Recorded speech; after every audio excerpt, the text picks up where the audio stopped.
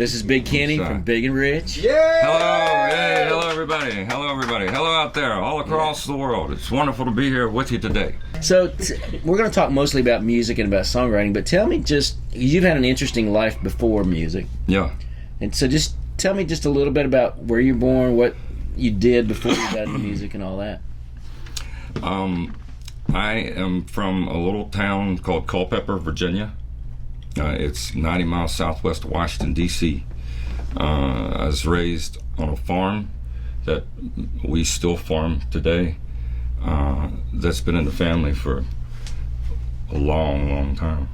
The house I was raised in was built before the Revolutionary War. Really? I was a farmer. I'm a builder. I had to learn we always fix our own stuff, so I'm a bit of a mechanic, welder, all that kind of stuff, like a plant and animal, like handyman sort of if you need a barn built, I'm your guy kind of and if you need an office tower, we'll give that hell too, So I built things. And music was always kind of, it was something I loved, but I was kind of raised like my mother taught us made sure we all had a chance to learn how to sing. She had us in a little church choir, but and then it had us in band, where everybody got at least a taste of some sort of an instrument. Of my 4 of us siblings, and but nobody ever really said you could make a living doing this. It was you got to learn how to do something to be productive in life. But this is a thing that'll make your life better. But not really to the point where I would grow up thinking, wow, I gotta go to school, I get out of high school and get in my car and I'm going to Nashville and I'm gonna start writing songs and I thought I had to build stuff, so I did. Except the great creator had some other things in mind, and it was this one year, man, where the economy just pretty much crashed, and it just put everything that was anything like in the building business out of business. And so I tried to build my way out of everything that I could at that point in my life. And once I was done, I just kind of got this idea that I was gonna, maybe that was the creator's way of saying maybe you ought to just go try something else. And some friends had been telling me, said, dude, you ought to go to Nashville. You sang pretty good. So I always just singing along to the radio on the jobs, be slamming nails and singing.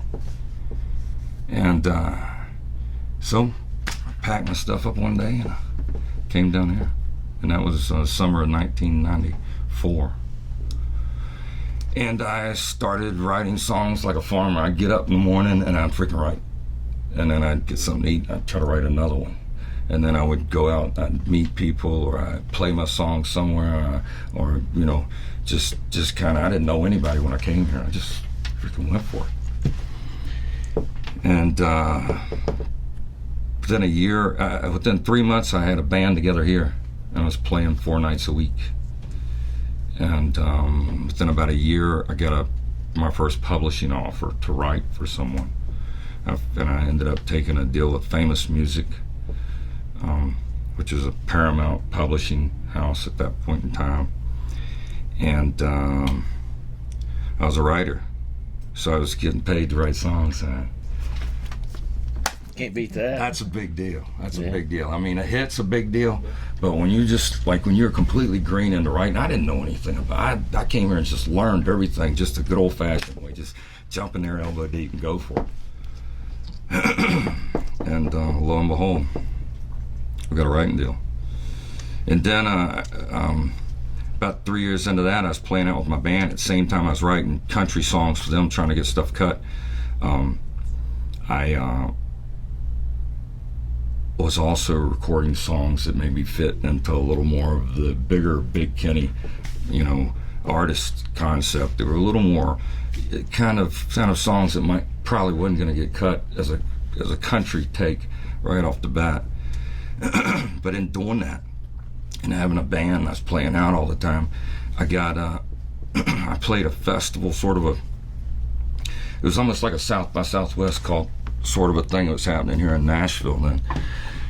On a Friday night and on a Monday morning, I got a phone call from 2 record labels, one in New York and one in LA. And both of them wanted me to fly me there and just nuts. It's like you go all the time going, when the hell is anything ever going to happen? How much more can I possibly get on this credit card? How am I going to pull this off? I had well over $100,000 on credit cards 2 times, man. Really? The risk I took was just, I didn't call it risk. I just thought that's whatever was going to be necessary. If I didn't believe in myself, who in the hell was gonna? But you're a really good businessman, and I know that's affected what you do. And one of the things we're always encouraging people, because I think a lot of creative people are not. A lot of creative people are just like, cut my song, I'll sign it. It doesn't matter, Yeah. But like, what kind of advice do you have for people that are trying to get into the business on the business side of like, what kinds of advice would you like to have had early on, or would you tell people? We touched on one there, which was I think it's some simple things that no one ever thinks to even ask about, but is to make sure if the deal doesn't work, if you get together, whatever kind of deals you're doing, and deals are changing immensely now. The way things have to work in entertainment business. It's totally evolving, like crazy change. From the way the contracts, the 2 label contracts that I've signed, or publishing contracts, it's just if it doesn't work, you get the rights to your stuff back in some way, shape, or form, so that you can go work it again. If it didn't work with someone, well, could be what you did. Okay, my fault. Well, if that's the case, then why not let me have it back? But let's say it was not. Maybe let's say it's just the timing wasn't it, or too many things were happening with the partner you signed with, and it couldn't get the energy it deserved. Well, those songs ought to be able to be used again. They shouldn't have art put in a closet, man, and locked up where nobody can get to it. That's the thing that just as an artist, put you songwriter as an artist, and an artist is an artist, an entertainer is an artist. That just makes you feel sick. If you've got songs that you've written that mean something to you, and then you can't do anything with them. Right. So that's one of the big things, I think, and it's probably something on the end of a discussion of a contract. It's not one of the first things they're going to think of. So when you get down to the point of, okay, I'll do this, but this is what I need, I get this back. If this doesn't work, great, I'll try your way, but if it doesn't work, I get it back. So that's a simple thing. Other things, you got to get a good attorney. It's just the way it is. No one can know all the stuff that goes on, but having someone who works in a lot of deals, they know the kind of things that happen to the highest degree, is the one that is going to be able to do the best negotiation for the artist, for the creator. Right. That's great advice. You want to play us a song? Live and in person? Yeah. I want to play this one. This is one that you and I wrote, actually. Oh. And I just love this song, and I think it's exactly what a song ought to be. There you go. Well, everybody's got something to say on a special day like today. Mine's don't worry about tomorrow, don't live in yesterday. We're all gonna make some mistakes, and if you ever gonna lie, cheat or steal, promise me you will. Steal a kiss, cheat on death. And if you're gonna lie, if you're gonna lie, if you're gonna lie, oh lie, well, to one that you love,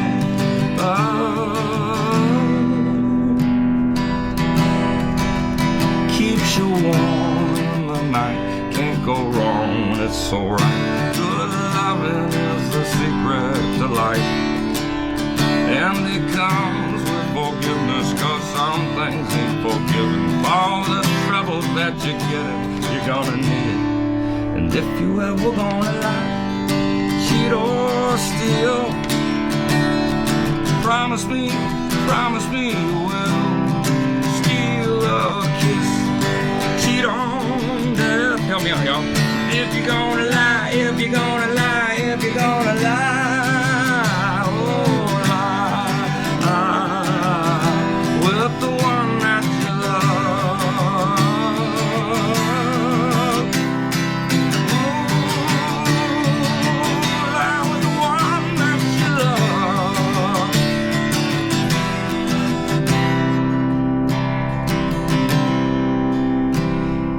Well, let's party and dance before somebody shows their ass. And let's all raise a glass to the blessings we have. Here, here, to the blessings, y'all, to the blessings. You gonna help me out now? And if you ever gonna lie, cheat or steal, promise me you will steal a kiss. Cheat on there.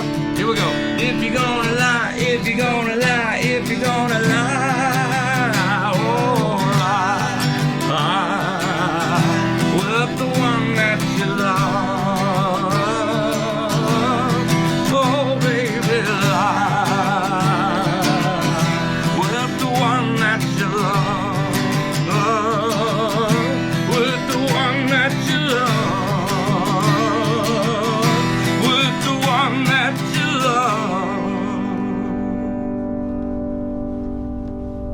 Awesome. All right.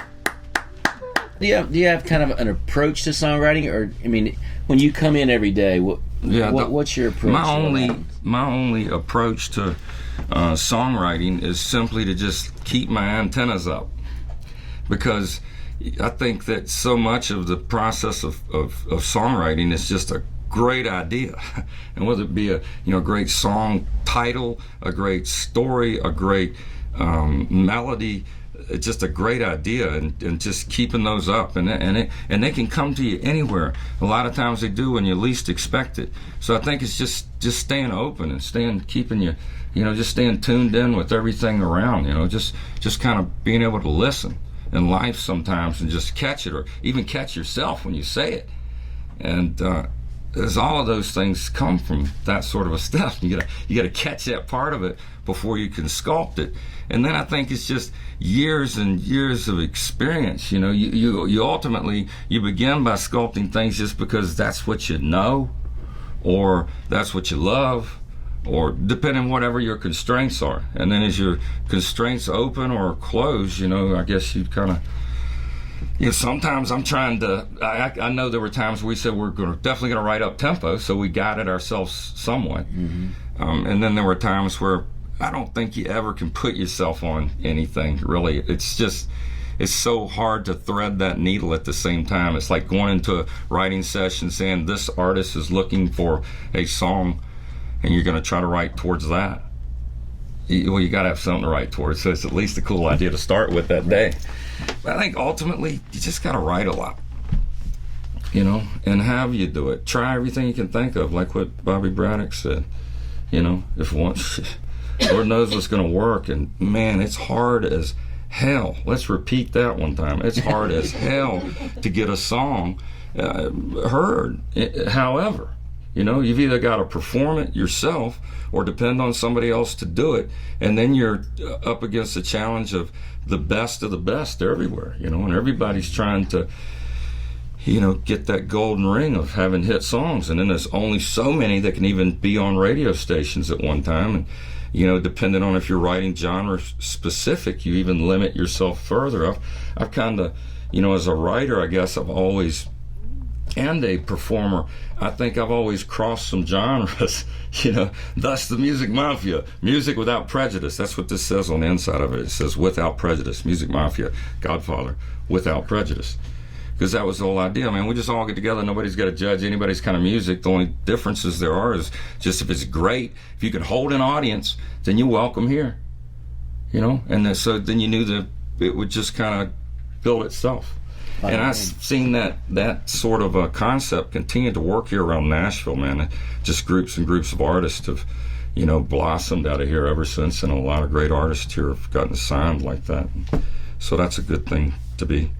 This is something that's really important about songwriting, too. I want to bring this up. I think one of the greatest places that songs come from is when buddies get together and they just have some conversation over what is important in their lives or what is going on in your life at that point in time. And 90% of the time, that's where your ideas will start coming from.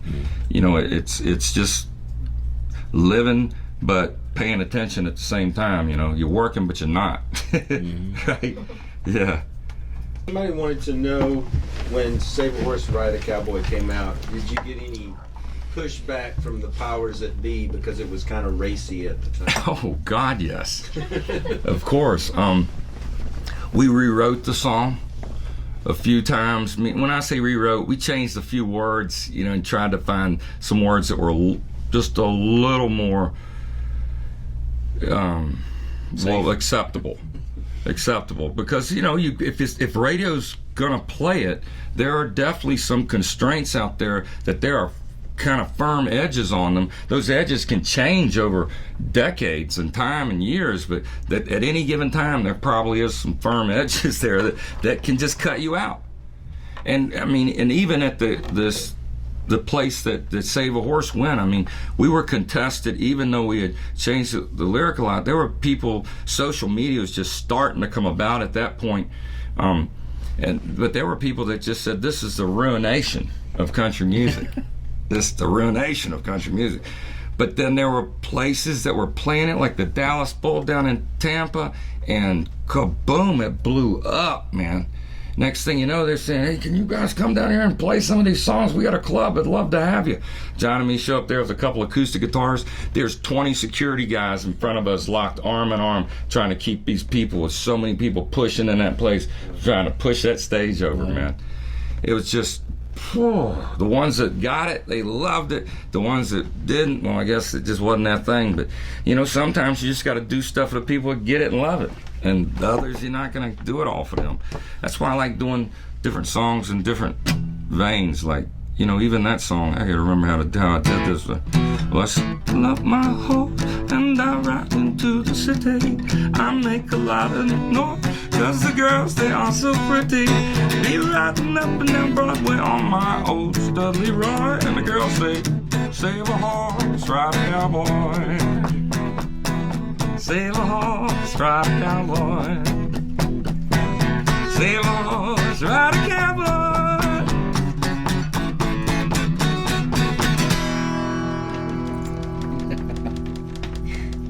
Thanks for being here, my friend. Yeah!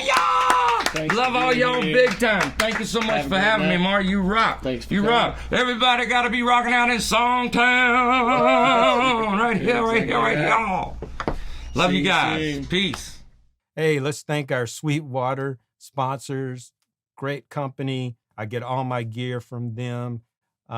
So can't say enough great things about Sweetwater. There's a link in the show notes to some books Clay and I've written. Clay's got a great book on melody writing that's now out on Audible. See you next time.